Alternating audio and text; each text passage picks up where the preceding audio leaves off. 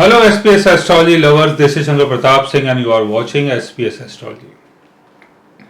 दोस्तों आज मैं आपको बताने वाला हूं कि मून अगर आपके बर्थ चार्ट में 9th हाउस में प्लेस्ड होता है और राहु के साथ प्लेस्ड होता है या राहु का एस्पेक्ट अगर मून के ऊपर पड़ जाता है तो उसका हमारी लाइफ में क्या इंपैक्ट पड़ता है। पहले तो 9th हाउस को समझते हैं।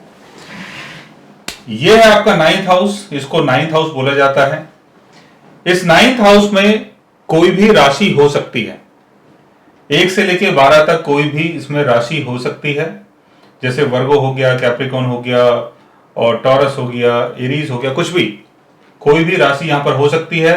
और अगर मून की प्लेसमेंट यहां पर होती है और इसके साथ अगर राहु होता है या राहु का एस्पेक्ट अगर मून के ऊपर पड़ जाता है, जैसे राहु अगर यहां पर है तो राहु का 9th एस्पेक्ट जो है यहां पर मून के ऊपर पड़ेगा, या राहु अगर यहां पर है तब भी राहु का 5th एस्पेक्ट आपके मून के ऊपर पड़ेगा, या राहु अगर ऑलरेडी यहां पर प्लेस्ड है तो 9th हाउस में क्या होगा।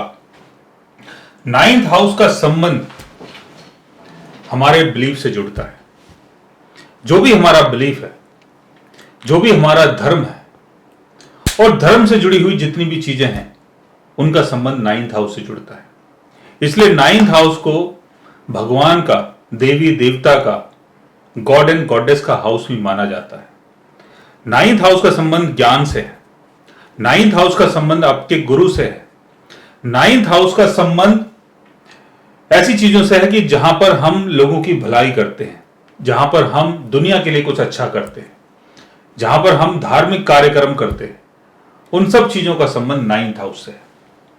मून अगर 9th हाउस में होगा तो 9th हाउस से संबंधित चीजों को लेके आप बहुत ज्यादा इमोशनल होंगे। यानी जिस डेटी की आप पूजा करते हैं तो हो सकता है कि कई बार पूजा करते करते आपको रोना आ जाए, क्योंकि आप अपने इमोशंस को यूज कर रहे हैं, अपने 9th हाउस के डेटी के साथ आप उसको जोड़ रहे हैं।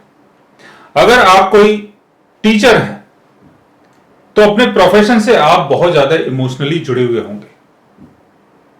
जैसे आप मान लेते हैं कि टीचर हैं, किसी कॉलेज में, किसी स्कूल में आप बच्चों को पढ़ाते हैं और किसी बच्चे ने आपको कुछ बोल दिया, या आपके कॉलेज के प्रिंसिपल ने आपको कुछ बोल दिया कि सर आपको पढ़ाना नहीं आता, या कुछ भी ऐसी चीज हुई जिससे आपके 9th हाउस का जो बिलीफ अगर कोई बिगाड़ने की कोशिश करता है तो आपके इमोशंस को बहुत तकलीफ होती है।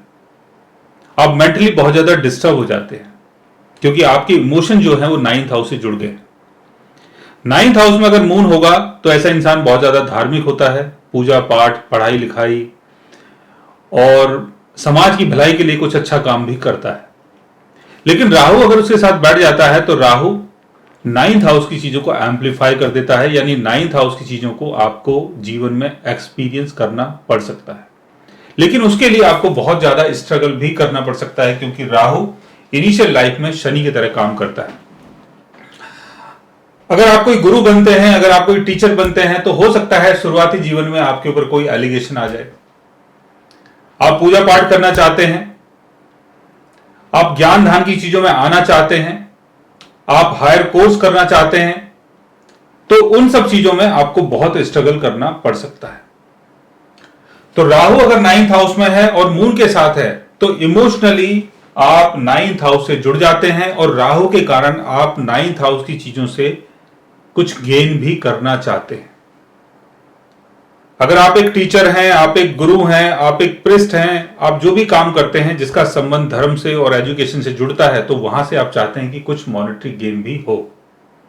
लेकिन मॉनेटरी गेन भी होता है, उसके लिए 9th हाउस के लॉर्ड की प्लेसमेंट का अच्छा होना बहुत जरूरी है।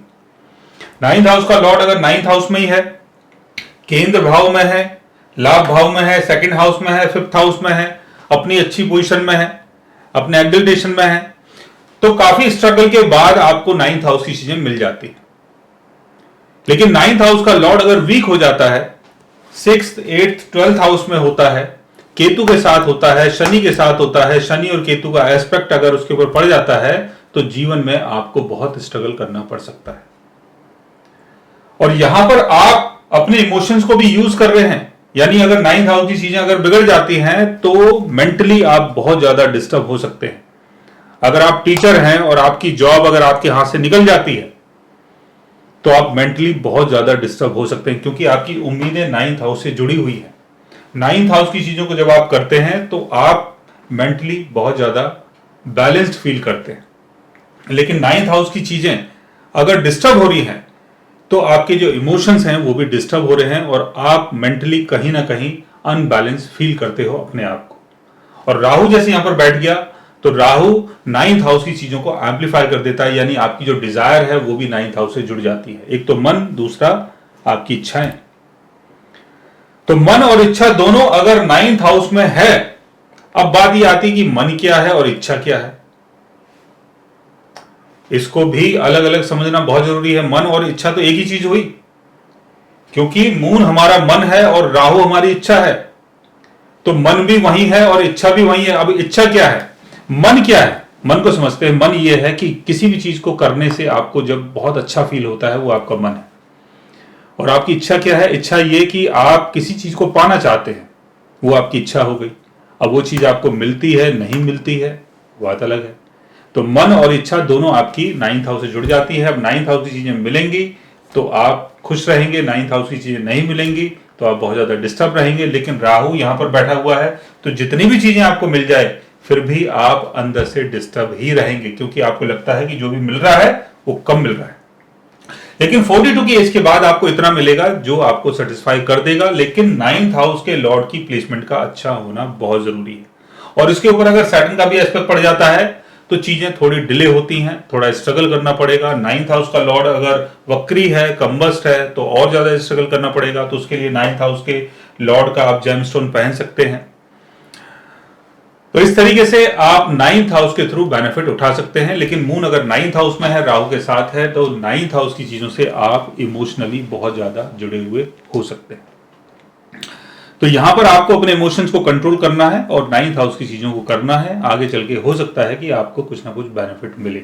सो गाइस, आज मैंने आपको बताया कि राहु और मून की प्लेसमेंट अगर आपके 9th हाउस में होती है तो उसका हमारी लाइफ में क्या इंपैक्ट पड़ता है। अगर आप भी जानना चाहते हैं किसी ऐसी चीज के बारे में या ऐसे योग के बारे में, तो उसके लिए आप हमारे चैनल को सब्सक्राइब कर सकते हैं।